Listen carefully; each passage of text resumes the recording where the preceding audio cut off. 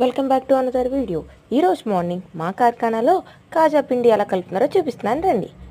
అసలు కాజా ఎంత బాగుంటుందో మడతలు మడతలుగా, ఇంత కష్టం ఉంటుందని ఈరోజు అయితే తెలిసింది. ఫస్ట్లీ అయితే పిండి వేసాడు అన్నయ్య.